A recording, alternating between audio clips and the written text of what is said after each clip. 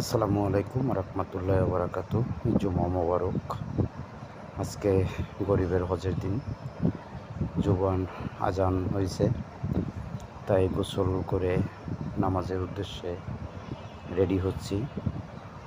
ইনশাল্লাহ আল্লাহ পাক যেন সবসময় ইসলামের পথে রাখে এবং পাঁচ ওয়াক্ত জামাতের সহিত নামাজ আদায় করতে পারি।